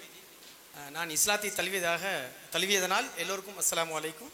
நான் ஒரு தமிழனாக அனைவருக்கும் வணக்கம். கடந்த 2016 உங்களுடைய தேர்தல் ஒரு வீடியோவை காணொலியை நான் பார்த்தேன், முழுமையாக பார்த்தேன். அதிலிருந்து உங்கள் மீது ஒரு பரிபூர்ணமான ஒரு ஈடுபாடு இருக்கு. அதாவது நான் இறங்கி தான் வேலை செய்யலே தவிர மனதார நான் உங்களை முழுமையாக ஆதரிக்கிறேன். நான் இதை கேள்வியாக சொல்ல வரல. எனக்கு இந்த காணொலியை பார்க்கக்கூடிய எல்லோருக்குமான ஒரு வேண்டுகோள், அண்ணனுடைய பேச்சுக்களை சிறிது சிறிதாக வெட்டி வரக்கூடிய பேச்சுக்களை கேட்பதையும் பார்ப்பதையும் தவிர்த்து விட்டு அவர் ஒவ்வொரு அந்த வாக்கு நேரங்களில் பேசிய முழு வீடியோக்களை முழுமையாக கேட்டால் உங்களுக்கு அண்ணன் யார் என்று தெரியும் என்பது என்னுடைய தாழ்மையான கருத்து. நான் சொல்ல வேண்டிய ஒரு விஷயம் ஒன்றே ஒன்று தானே. நான் இஸ்லாத்தை தழுவிதால இறுதி மறையான திருக்குறானில் ஒரு விஷயம் இருக்குது. ஏன்னா என் நண்பரோடு பேசும்போது அவர் எனக்கு கேட்ட அந்த விஷயத்தை நான் உங்களுக்கு பதிவு பண்ணுறேன். அதில் சொல்லப்படுது, நிச்சயமாக நாளை நான் அதை செய்வேன் என்று நீர் ஒருபோதும் சொல்ல வேண்டாம், இறைவன் நாடினால் அப்படின்னு நீங்கள் சொல்லுங்க. இது எங்களுக்கு ஒரு கட்டளையாக இருக்குது, ஃபர்லன் இருக்குன்னு வைங்களேன். நான் அண்ணன்ட்ட ஒரு கோரிக்கையாக வைக்கிறேன், முடிந்தவரை நீங்கள் எல்லாத்தையும் செய்யணும்னு ஆசைப்படுறீங்க, இறைவன் அருளால் நல்லபடியாக நடக்கும். அதை சொல்லும் பொழுது முடிந்தவரை நீங்கள் இறை அருளால் இறைவன் நாடினால் நான் செய்கிறேன் நீங்கள் சொல்லணும்னு நான் ஆசைப்படுறேன். இது ஒன்று தானே, வேற எந்த கேள்வியும் கேட்க நான் இல்லை. அதே தான் அண்ணனும் சொல்கிறேன். இறைவன் நாடியதால் தான் நான் இந்த இடத்துல ஓடி வந்து நிற்கிறேன். ரொம்ப நன்றி. இந்த அவனு வந்திருக்கான் என் தம்பி. என்னை எல்லாரும் கேட்பாங்க, நீ இந்த கோபத்தை கொஞ்சம் குறை, கோவப்படாம இருன்னு. கோவப்படாம இருந்தா நான் கோடம்பாக்கத்தில் இருந்திருப்பேன். கோவப்பட்டதுனால தான் இப்படி ஓடி வந்து நிற்கிறேன். இறைவன் நாடியதால் தான், இறைவன் நீ போய் இந்த வேலையை செய்யுனதுனால தான் இதை தொடர்ச்சியாக செஞ்சுக்கிட்டு இருக்கேன். இப்போ நேற்று ராத்திரி பேசி, இன்னைக்கு பேசி, நாளைக்கு பேசி, இப்போ தொடர்ச்சியாக என்னை கேட்குறான், நீ என்ன ஓய்வுன்னு ஒன்று உனக்கு இருக்கா அப்படின்னு கேட்குறான். நானே பலமுறை நினைச்சிருக்கேன். நான் உங்களை ரொம்ப நேசிக்கிறேன். நன்றிண்ணே. வணக்கம். இறைவனின் நாட்டம் இருக்கிறதுனால தான் நாங்கள் எல்லாம் இந்த பணியை செய்துக்கிட்டு இருக்கோம். ரொம்ப நன்றி. அது எல்லாம் வல்ல ஏக இறைவனினுடைய இந்த என்ன சொல்லுது, இட்ட கட்டளை தான் இது. கண்டிப்பாக அது உங்களுக்கு புரியுதுன்னு நினைக்கிறேன். இறைவன் நாடித்தான் இது நடந்து கொண்டிருக்கு. கண்டிப்பாக. நன்றிண்ணே. நன்றி தோழரே. அடுத்ததாக புகாரி மேலப்பாளையம் வேலூர் பள்ளிவாசல் சம்பந்தமான கேள்வி. புகாரி அவர்கள். பள்ளிவாசல் அதான் அண்ணன் போராடுறேன்னு சொல்லிட்டேன். நான் என்ன சொல்றேன், அந்த தேர்தலுக்கு முன்னாடி நான் வந்து போராடுறேன், நீங்க என் கூட நில்லுங்க. கண்டிப்பா நிப்ப இன்ஷா அல்லாஹ். ஏன்னா நீ அந்த போராட்டத்தை எடுத்தினா அது வலிமையா வராது. கண்டிப்பா அண்ணா எடுத்தீங்கன்னா அண்ணா கண்டிப்பா எல்லாம் நிப்போம். முஸ்லிம் மக்கள் எல்லாம் கண்டிப்பா. சின்ன கேள்வி மட்டும்தான், நீங்க வந்து மேல்பாதி கோயில் வந்து நீங்க ஆர்ப்பாட்டம் நடத்தி அதை உள்ள எல்லா சமுதாய மக்களும் உள்ள போய் அடிச்சு பண்ண வேலை பண்ணிட்டீங்க. அதே மாதிரி வேலூர் கோட்டை வளாகத்துல சமுதாயம் வந்து அழிவு நடத்த முடியல. அந்த டேட்டை என்னைக்கு அறிவிக்க போறீங்க? மத்திய போராட்டம் பண்ணுறது அண்ணன் தம்பிகிட்டலாம் கேட்டு கலந்துக்கிட்டு நாங்கள் ஒரு பெரிய படையாக தான் வரணும். நான் உன்னோட வந்து தொழுகிறேன், நீ என்னோட தொழு, உறுதியாக செய்ய. கண்டிப்பாக. அடுத்ததாக சல்மான் அவர்கள், பழனி பாபா மாணவர் சல்மான் அவர்கள். அண்ணே வணக்கம். வணக்கம் அண்ணே, இப்போ என்னோட கேள்வி என்னன்னா, திராவிட தலைவர்கள் எல்லாம் நாங்கள் படிச்சுட்டு வரோம் சின்ன பிள்ளையிலேருந்து. ஐயா கருணாநிதியாக இருக்கட்டும், ஈவே ராமசாமியாக இருக்கட்டும், அவர்களே படிச்சுட்டு வரோம். இருக்கிற பஸ் ஸ்டாண்டு, படிப்பகத்துக்கு எல்லாமே அவங்க பேராக தான் இருக்குது. நம்ம தமிழர் தலைவர்கள் அவங்க பேரை அதிகமாக வைக்கிறதில்ல. குறிப்பாக ஐயா பழனி பாபா பேரை எந்த ஒரு பஸ் ஸ்டாண்டுக்கோ எதுக்கோ இதுவரை வச்சதும் கிடையாது. இப்போ நம்ம பழனி பாபாவோட வரலாற்றையும் கடத்த மாட்டாங்க. இப்போ புதுசாக நேற்று கத்தி ஆரம்பித்த அண்ணன் விஜய் கூட எம்ஜிஆர்னா யார் தெரியுமா, அவரோட மாஸ் என்ன தெரியுமான்ட்டு கேட்குறாரு தவிர, அந்த அவ்வளோ பெரிய எம்ஜிஆரை தன் கால் தூசுக்கு சமமாக வச்சுருந்த பழனி பாபா பற்றி ஒரு மேடையிலையும் பேச மாட்டாங்க. அந்த கட்சியில் இருக்க இஸ்லாமியர்களும் அதுக்கு கேள்வி எழுப்ப மாட்டுறாங்க. அதுக்கு பதிலாக முகமது விஜயண்ணா அழைக்கப்படுவான்ட்டு பேசுகிறாங்க. இது நம்மளோட தலைவர்களை அடுத்த தலைமுறைகளுக்கு எப்படி கடத்துவோம்? இந்த மாணிக்கெல்லாம் வச்சுருக்காங்க. இந்த திராவிட தலைவர்களை குறிப்பாக வச்சுருக்க இடத்த அடுத்து நம்ம அரசு வந்தால் என்ன பண்ண போகிறோம்? நம்மளோட வரலாறு எப்படி நிறுவப்போம்? அந்த தம்பியுடைய கேள்வி ரொம்ப ஆழமானது. நம்முடைய அடையாளங்களை திராவிட ஆட்சியாளர்கள் குறிப்பாக திட்டமிட்டு மறைக்கிறது, திட்டமிட்டு மறைக்கிறத நீங்கள் பார்க்குறீங்க. அதனுடைய இந்த இளம் வயதிலே அதை கவனித்து அவர் கேள்வி எழுப்புவது. தொடக்கத்தில் எங்கள் அண்ணன் தடா ரஹீம் அவர்கள் கூட இங்கே எங்கள் தாத்தா கண்ணியமிக்க காகிதமில்லத்தவர்களுடைய பெயரை கூட ஒரு பேருந்து நிலையத்துக்கு வைக்கிறதுக்கு இந்த அரசு தயங்குதுன்ட்டு. இது எல்லாத்தையும் தகர்த்தெறிய தான் உங்கள் அண்ணன் இந்த வேலையை செய்கிறேங்கிறது உனக்கு புரியும். பழனி பாபா என்பவரை உனக்கு அதிகப்படியான இளைஞர்கள் தேடுகிற அளவுக்கு கொண்டு போய் சேர்த்துக்கிட்டு இருக்கேங்கிறது உனக்கு தெரியும். அவங்க பயப்படுவாங்க. எங்கள் அண்ணனுக்கு தெரியும். இஸ்லாமிய தலைவர்கள் பழனி பாபா பற்றி பேச தயங்குவாங்க. ஏன்னா அவர் கடைசி காலத்தில் திமுகவுக்கு நேர் எதிராக நின்றுட்டார். மானமுள்ள ஒரு தமிழன் திமுகவுக்கு ஓட்டு போடுவானான்னு கேட்டார். அதனால அவங்களோட திமுகவோட கூட்டணிக்கு போக விரும்புகிற கட்சிகள் பழனி பாபாவை பற்றி பேசாது. இப்போ அண்ணன் பேசுவேன், அண்ணன் பெரியாரை போற்றுவோம்னு ஒரு கூட்டம் போட இருக்கேன். அதில் உங்களுக்கெல்லாம் அந்த யார் எங்களுக்கு பெரியார் அப்படின்னு பேச போகிறேன். அதில் 1000 பெரியார்களை சொல்கிறேன். அதில் ஒருத்தர் பழனி பாபா. வளர்த்த மகளை மணந்து மனைவியாக்காமல் கடைசி வரை மகளாகவே வளர்த்த எங்கள் அண்ணன் புரட்சியாளர் பழனி பாபா எங்கள் பெரியார். வளர்த்த மகளை தான் சார்ந்த மார்க்கத்துக்கு மாற்றாமல் அவள் ஏற்றுக்கொண்ட மதத்திலேயே இருக்க அனுமதித்த மகான் எங்கள் பெரியார். உனக்கு புரியுதுன்னு நமக்கு ஒரு காலம் வருது, அவன்கிட்ட அதிகாரம் இருக்கு, அவங்க அப்பா வேற நிறுவிட்டு வர்றாரு, நம்மகிட்ட அதிகாரம் தான், நம்ம அண்ணன் நம்ம அப்பா வேற நிறுவிட்டு போவோம். இவ்வளவுதானே, விடு, அதை பற்றி கவலைப்படாது. நன்றி. அடுத்ததாக கொம்பையா கல்லிடை குறிச்சி. கேள்வியை சுருக்கமாக கேளுங்க, உணவு நேரம் ஆகிவிட்டது. அண்ணா வணக்கம். வணக்கம். நான் கல்லிடைக்குறிச்சி நாம் தமிழர் ஆட்டோ ஸ்டாண்டு தலைவருடைய கொம்பையா. எங்கள் ஸ்டாண்டு நாங்கள் புதுசாக ஆரம்பிக்கும் போது 3 ஆட்டோட்டே இருந்தோம். இன்றைக்கி 23 பேர் இருக்கிறோம். பல போராட்டங்களுக்கு மத்தியில் அந்த ஸ்டாண்டை எவ்வளவோ கட்டுக்கோப்பாக கொண்டு வந்துட்டேன். நீங்கள் தமிழ்நாட்டில் எவ்வளோ போராட்டங்களை சந்திச்சுட்டு இருக்கீங்களோ அதே தனி மனதாக இருந்து இன்றைக்கி கல்லிடைக்குறிச்சி ஊரில் பல கட்சிக்கு மத்தியில் நான் போராட்டத்தையும் வாழ்வத்தையும் இழந்துட்டு இன்றைக்கி எவ்வளவோ சீரழி எவ்வளோ பிரச்சனையை தந்துட்டு இருக்கேன். அவ்வளோத்தையும் தாங்கிட்டு தான் உங்கள் முன்னால் நிற்கேன். அதெல்லாம் எனக்கு ஒரு பெரிய இதில் அதெல்லாம் இதுக்கு சமந்தான். அதனால் பெருசாக எடுக்கலை. என்னுடைய கேள்வி என்னென்னா, ஒரே ஒரு கேள்வி தான். நீங்கள் ஆட்சிக்கு வந்தீங்கன்னா, ஏன்னா ஆட்டோ ஓட்டுநரோட நிலமை ரொம்ப மோசம். ஒரு வருஷத்துக்கு எஃப்சி காட்டுறதுக்கு கிட்டத்தட்ட 50,000 ரூபா 1 லட்ச ரூபா ஜோலிக்க வேண்டி இருக்குது. அதனால் அரசு பணியாக ஆக்குவீங்களா ஆட்டோ டிரைவரை? நான் அதான் நான் என்ன சொல்கிறோம்னா, நம்ம வந்தவொடனே ஊபர் ஓலா இந்த சுகி சுமோட்டோவை நிறுத்திடும், எடுத்துடும். நம்மளே உலா அப்படின்னு ஒரு இது தொடங்குகிறோம். அதில் அதை அரசு பணியாக மாற்றிடுறோம். நீங்கள் கேட்குற மாதிரி ஆட்டோ அரசு பணியாக மாற்றி தனியாக நம்ம வைக்கிறோம். தனியாக ஆட்டோ ஓட்டிக்கிறவங்களுக்கும் நியாயமான ஒரு தொகையை தீர்மானித்து அவங்களுக்கு முழு தொழில் பாதுகாப்பு கொடுத்து நடத்துகிறோம். நீங்கள் கவலைப்படாதீங்க.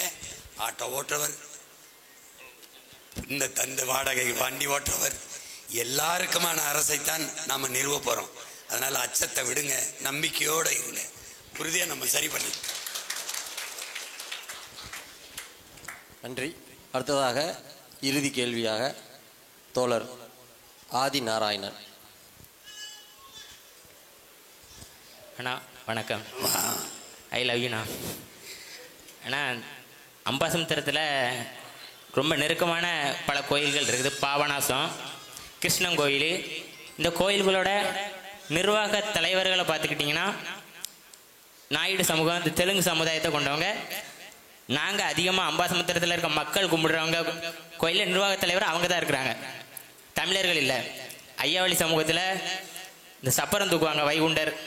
நீங்கள் கூட பல மேடைகளில் ஐயா வைகுண்டர் பற்றி பேசுகிறீங்க. நான் துண்டு துண்டு காணொலியாக நம்ம மக்கள்கிட்ட பரப்பியிருக்கேன். பிஜேபி கூட ரொம்ப நாட்டமாக இருக்காங்க. இல்லை, பிஜேபியோட எங்கள் அண்ணன் தான் அதிகமாக பேசாரு. எங்கள் அண்ணன் கூட நில்லுங்க அப்படின்ட்டு உங்களுக்காண்டி சண்டைலாம் போட்டு பஞ்சாயத்தாகி ஊர் கூட்டத்தில் சீமானா அவனுக்கு சோறு போட போகிறான்னு அடிக்கலாம் வந்திருக்காங்க. அந்தளவுக்கு உங்களுக்காக ஈடுபாடாக அவங்ககிட்ட நான் பேசுவேன். என்னோட கேள்வி என்னென்னா, ஐயாவளி சப்பரம் தூக்குதவங்க வாகுலன்னு ஒரு ஊரில் சொர்க்கவாசல்னு ஒரு கோயில் இருக்குது. சப்பரத்தை கொண்டுட்டு உள்ளே போகும்போது அங்கே நரசிம்மன் ஒரு ஐயர், சப்பரம் வந்து உள்ளவர். அது ஒரு 5-6 வருஷத்துக்கு முன்னாடி தொடர்ச்சியாக போய்கிட்டு இருந்தே தான். அந்த நரசிம்மனுங்கிற ஐயர் வந்து அந்த கோயிலோட தலைமை பொறுப்பில் இருக்கிறதுனால ஒரு போர்டு வைக்கிறாரு, ஐயாவளிக்காரங்க சப்பரம் தூக்கிட்டு கோயிலுக்குள்ளே வரக்கூடாதுன்ட்டு. நாங்கள் இன்னைக்கு நேரத்தை தூக்கிட்டு போலனே, பல ஆண்டுகாலமாக தூக்கிட்டு போனோம். அவர் வந்தோடனே கோயிலுக்குள்ளே வரக்கூடாதுன்னு, ஏதோ தீண்டத்தகாதவர்கள் மாதிரி சப்பரம் தூக்கிட்டு வரவங்க வரக்கூடாதுங்கிறாரு. கிருஷ்ணன் கோயிலில் நிர்வாக தலைமையில் இருக்கிறவங்க மாசி 19 ஐயா பிறந்த நாளுக்கு சப்பரம் ஊர்வலமாக போவோம், அங்கேயும் சப்பரம் வரக்கூடாதுன்ட்டு சட்டம் போட்டாரு. அப்போ அது வந்து அரசியல் ஆயிட்டு, அவ்வளோ பெரிய மக்கள் கும்பிடுத சாமியை உள்ளே வரக்கூடாதுன்னு சொன்ன நரசிம்மன் ஐயர் மேலே ஒரு நடவடிக்கை எடுத்து அதுக்கப்புறம் தடுத்துட்டாங்க. இப்போ கேள்வி என்னன்னா, என்னை சுற்றி எங்கள் வீட்டிலேருந்து ஒரு 6 கிலோமீட்டர் தள்ளி ஒருத்தர் 2-3 மாடி வீடு கட்டுதார், பெரிய இடம் வாங்கி. அப்போ யார் அவருன்னு பார்க்கும்போது அவர் தமிழ் கூடி இல்லை. நான் பேண்டர் அடிக்க போவேன் திருமண நிகழ்வுக்கு, ஒரு அண்ணன், அந்த அண்ணன் அதை முடிச்சுக்கிட்டு தான் இது கடைசியா அந்த அண்ணன் என்ன சொல்கிறாங்கன்னா, அண்ணே இது இப்படி உங்களை பற்றி நாங்கள் அதிகமாக பேசுவோம். அந்த நான் உங்களை பற்றி பேசாமல் ஒரு நாள் இருந்தே கிடையாது. தூங்கும்போதும் கனவில் நீ தான், சிம்மனை படித்த மணியில் எப்போதும் என் கனவுல நீங்கள் தான். அந்த நட்டு பேசிக்கிட்டே இருப்பேன் மணிக்கிடமா சிம்மனே சிம்மன். அப்போ அவர் சொல்லுதாரு, பேனர் அடிக்குதானே தம்பி, நீ இருந்து பேசிக்கிட்டு இருக்க இடம் யார் இடம் அப்படிங்க கேட்காரு. நாயுடு சமூகம் ஒரு பெரிய வணிக வளாகம்னு முழுக்க அவர் உழைதானா. என்னோட கேள்வி என்னன்னா, தமிழ்நாட்டில் தமிழ் குடிகள் பிறந்த நம்ம கிட்ட இல்லாத அளவுக்கு பொருளாதாரமோ இடமோ இவங்களுக்கு எப்படி போகுது? நீங்க கூட சொல்லியிருக்கீங்க ஈழத்த மாதிரி இங்க நடக்க வாய்ப்பு இருக்குட்டு. எனக்கு என்னன்னா, எனக்கு புரியுத மாதிரி என்னுடைய பெரியவங்களுக்கு ஏன் புரிய மாட்டேங்குது? அவங்க நம்ம கூட இருந்துட்டு நம்ம மொழி பேசிக்கிட்டு நம்ம மண்ணில் இவ்வளோ இடம் நம்மளோட அதிகமாக வாங்கிக்கணும் காரணம் என்னங்கிறத மட்டும் சொல்லிடுறேன். இல்லை இது நன்றிண்ணே. தம்பி கேட்குறாரு, எனக்கு புரிஞ்ச மாதிரி ஏன் நம்ம பெரியவர்களுக்கு புரியலன்ட்டு. கியூபா விடுதலை புரட்சியாளன் சேகுவேரா, அவன் பிறந்தது அர்ஜென்டினா, அவங்க அப்பையும் ஒரு செல்வன் தான், இவன் மருத்துவர். இப்போ படிச்சுக்கிட்டு இருக்கும்போது நண்பர்களை கூப்பிட்டு அரசியல் பேசிக்கிட்டே இருக்காப்புல, அரசியல் பேசிக்கிட்டே இருக்க. நண்பர்கள் போன பிறகு அவங்க அப்பா அவனை கூப்பிட்டு படிக்கிற வேலையை பாரு, இந்த நண்பர்களை கூட்டி வச்சுக்கிட்டு அரசியல் பேசுகிறத விடு அப்படின்னு. அதுக்கு அவங்க அப்பாவை பார்த்து சேகுவேரா சொல்கிறான், நீ இந்த மாதிரி உன் நண்பர்களோட நீங்கள் உட்காந்து அரசியல் பேசியிருந்தீங்கன்னா நான் படிக்கிற வேலையை மட்டும் பார்த்துருந்துருக்கலாம். இப்போ நம்ம பெரியவங்கெல்லாம் இதை பேசியிருந்தாங்கன்னா நீ இவ்வளவு நேரம் கேள்வியாக கேட்டுக்கிட்டு இருந்தீங்களே, ஏன் நம்ம கோயிலுக்கு இல்லாமல் உள்ள போகக்கூடாது, நம்ம இடம் இப்படி அவன்கிட்ட போச்சு, அந்த நிலைமை உருவாகாமல் இருந்திருக்கும். அவன் வைகுந்தருக்க வழிபடுற தெய்வம், எனக்கு வழியே வந்த நான் பேரன், அதனால நீ அதெல்லாம் சாதாரணமாக சரி பண்ணலாம். கொஞ்ச நாள் ஒரு நாள் நான் அந்த தேரை எடுத்துக்கிட்டு வரேன், சப்பரத்தை தூக்கிட்டு வரேன். அவன் ஒருத்தவனாவது நல்ல துணி உள்ளவன் உள்ள வராத இங்கே நில்லுன்னு சொல்றானான்னு பார்ப்போம். புரியுதா? கொஞ்ச நாள் பொறுத்துரு. அடுத்ததாக அன்பு சகோதரி ரிஸ்வானா அவர்கள்.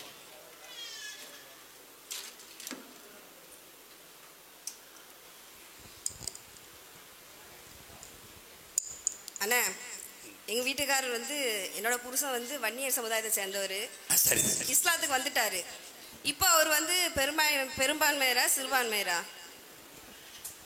இந்த கேள்வி நீங்க பதில் சொல்லணும். இது அண்ணன் கேட்க கூடாது. சொல்லுங்க அண்ணா, நீங்க சொல்லுங்க அண்ணா. இல்ல இல்லைங்க பாருங்க, இதை கத்து கொடுத்ததே நான் தான் உங்களுக்கு. ஆமா கண்டிப்பா உங்கள்ட்ட இருந்து வந்தது எல்லாமே. அதாவது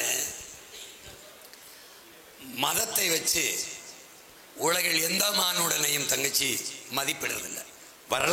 வரலாற்றில் எங்கேயுமே மொழி இனத்தை வச்சுதான் மக்களை மதிப்பிடுவாங்க. அப்படி பார்க்கும்போது நீங்களும் உங்கள் கணவரும் பெரும்பான்மை தமிழ் தேசிய இன மக்கள், நீங்கள் சிறுபான்மை இல்லை. அதை உங்கள் கணவரே சான்று.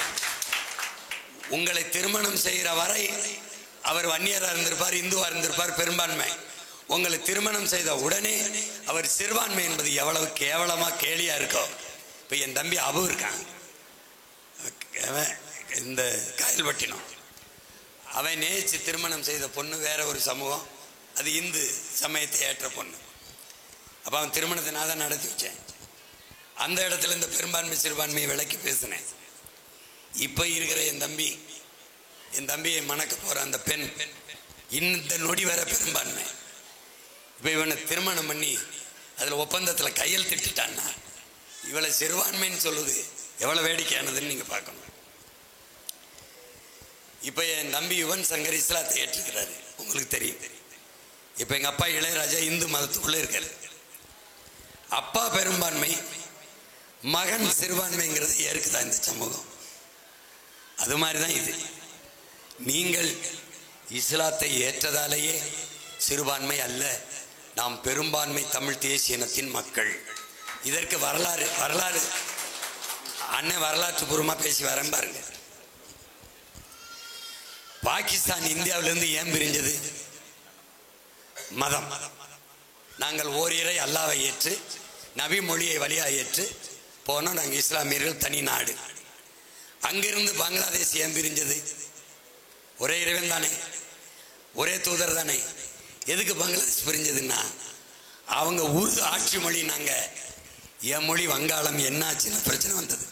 அப்போ அவன் உருது, நான் வங்காளி. மார்க்கம் ஒன்றாக இருக்கலாம், ஓர் இறை ஒன்றாக இருக்கலாம், ஆனால் நீ உருது, நான் வங்காளி. அப்போ மொழி வழியே தான் தேசிய இனங்கள், நிலங்கள். ஐரோப்பா முழுக்க கிறிஸ்தவர். ஏன் ஒரே நாடா இல்லை? ஏன்னா நீ பிரெஞ்சு, நான் ஜெர்மனியன், நார்வே, ஸ்வீடன், டென்மார்க். அவனவன் மொழிக்கு மொழி ஒரு நாடை கட்டிட்டு பிரிஞ்சிட்டான். ஆனால் ஒரே மதம் தான். இதுலேருந்து என்ன தெரியுது? மதத்தை வச்சு மனிதனை மதிப்பிடுவது இல்லை, மொழி இனமாகத்தான் பார்ப்பார்கள். அப்படி பார்க்கும்போது நீங்களும் உங்கள் கணவரும் உலகில் பெருத்த தமிழ் தேசிய இனத்தின் மக்கள், 13 கோடி மக்கள் தொகை கொண்ட மக்கள். அதனால தான் திரும்ப திரும்ப சொல்றேன், நாமல்ல சிறுபான்மை. இந்த நிலத்தில் ஐயா ஸ்டாலின், உதயநிதி போன்றவர்கள் தான் சிறுபான்மை. உங்களுக்கு புரியுதா? கண்டிப்பா.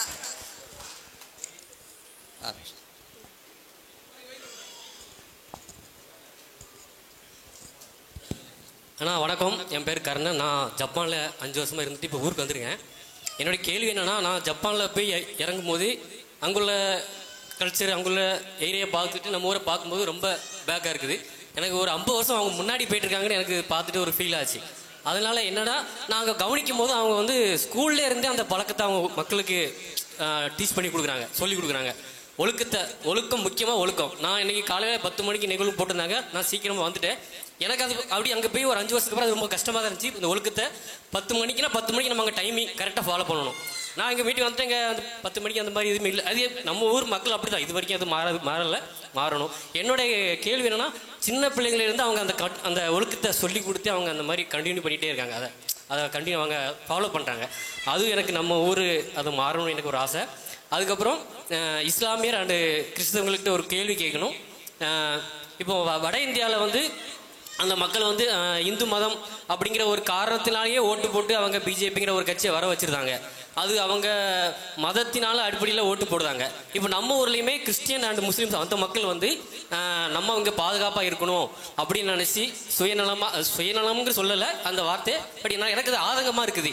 இவங்க ஏன் இப்படி மக்கள் திரும்ப திரும்ப இவங்களுக்கு இவ்வளோ தூரம் நம்ம கண்ணு முன்னாடி ஒரு அநியாயங்கள் நடக்கும்போதே பார்த்துட்டு திரும்பியும் ஓட்டு போடுறாங்களே. இப்போ வளக்கொள்ளைகள், இப்போ சின்ன சின்ன பசங்க கூட ஸ்கூலில் கூட இப்போ இது கஞ்சா போதை எல்லாம் ரொம்ப அநியாயமாக போயிட்டு இருக்கு. இது பார்த்துட்டு எங்களால் ஆதங்கத்தில் எனக்கு இருக்க முடியல. நான் ஜப்பானில் 5 வருஷமா இருந்துட்டு இருக்கேன். எனக்கு எங்கள் ஊரில் வந்து என்ன அந்த ஒழுக்கு செய்யப்பாங்க இருக்க முடியாத மாதிரி ஒரு ஃபீலிங் ஆகுது.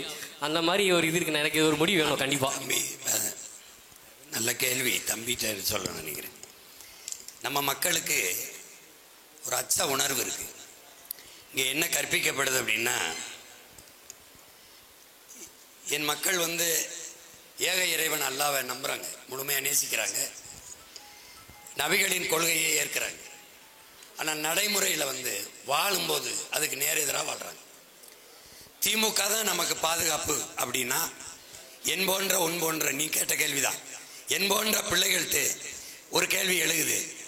திமுக தான் நம்மளை பாதுகாக்கும்னா அப்போ அல்லாஹ் நம்மளை பாதுகாக்க மாட்டாராங்கிற கேள்வி நமக்கு வந்து, அப்ப நபிகளின் கொள்கையை நம்ம ஏற்கலையான்னு வந்துருது. இப்போ குரானோ இப்ப இந்த மார்க்கமோ தீமை என்று, ஹராம் என்று, சாத்தானின் செயல்கள் என்று எதையெல்லாம் நமக்கு கற்பித்திருக்கிறதோ அதையெல்லாம் இந்த ஆட்சியாளர்கள் செய்கிறாங்க. இப்ப நபிகளே ஊழல் லஞ்சம் பெறுபவனின் மீது இறைவனின் சாபம் உண்டாவதாக என்று சொல்றாங்க. இப்ப எங்க அண்ணன் ஊழல் லஞ்சம் செய்யல, நான் செய்யல, என் தம்பி சைவெல்லாம் செய்யல. ஆனால் நாங்க ஊழல் லஞ்சம் பெறுபவனுக்கு வாக்கு செலுத்தி துணையா நின்றோம் அப்படின்னா அந்த சாபம் எங்களுக்கும் படரும் தானே? அதான் இங்க இருக்கிற கேள்வி. நம் மக்களுக்கு ஒரு அச்சம் இருக்கு, அது தேவையில்லை. நம்ம வீர மரபினர், நமக்கு நாம தான் பாதுகாப்பு. இந்த நாட்டில் இஸ்லாமிய கிறிஸ்தவ மக்கள் தான் பன்னெடுங்காலமாக திமுகவையும் அதன் குடும்பத்தையும் பாதுகாத்து பத்திரமா வாழவும் ஆளவும் வைத்திருக்கார்களே ஒழிய அவர்கள் நம்மளை பாதுகாக்கல. அப்போ நாம தான் அவர்களுக்கு பாதுகாப்பா இருக்கோம், அவங்க நமக்கு பாதுகாப்பா இல்லை. அதை இனி வரும் காலங்களையாவது உணர்ந்து தெளிந்து இங்கே அமர்ந்திருக்கிற என்னிலும் இளைய என் தம்பி தங்கைகள் புரிந்து கொண்டு வீரமிக்க மக்களாக, துணிவு மிக்க மக்களாக வரணும். இப்போ இந்த சந்திப்பின் வாயிலாக நான் சொல்வது, கோழைகளாக இருந்தால் எங்களுக்கு அச்சமாக இருக்கிறது, பயமாக இருக்கிறது. திமுக வந்தாதான் பாதுகாப்பு என்று நீங்கள் கருதுவீர்களே, ஆனால் திமுகவுக்கே வாக்கு செலுத்துங்கள். இல்லை, நாங்கள் வீரர்கள், துணிந்தவர்கள், எங்களுக்கு நாங்கள் தான் பாதுகாப்பு, எங்களுக்கு மேலே எல்லாமாக எங்களுக்கு அல்லாஹ் இருக்கிறான், அவன் எங்களை பாதுகாப்பான் என்று நம்புவர்கள் இந்த மகன் எனக்கு வாக்கு செலுத்துங்கள். இதுதான் நம்ம கேட்குறோம். அதில் நீங்கள் கேட்டீங்க அண்ணன் ஜப்பானில் எப்படி இருக்குன்னு. கல்வியில் அது 2வது இடத்துல இருக்கு, முதல் இடத்துல தென்கொரியா இருக்கு. இந்த 2 நாட்டையும் முந்திட்டு நாம் ஆட்சிக்கு வரும்போது தமிழ்நாடு இருக்கும். நீங்கள் நம்பிக்கையோடு இருங்க, நம்பிக்கையோடு போங்க. நம்ம ஆட்சி வந்தவொடனே திருப்பி இங்கே வாங்க. நன்றி தொடர. எங்கள் அழைப்பை ஏற்று வருகிற இந்திய தேசிய லீக் அவர்கள் நிறுவன தலைவர்கள் அண்ணன் தடா ரஹீம் அவர்கள், தமிழ் தேசிய இஸ்லாமிய கூட்டமைப்பின் சைஃபுல்லா அவர்கள், பழனி பாபா பாசறை மாணவர்கள் மற்றும் நாம் தமிழர் கட்சி சொந்தங்கள், இன்ன பிற இந்த நிகழ்வுக்கு உதவிய அனைத்து சொந்தங்களுக்கும் நன்றிகளும் சலாத்துகளும்.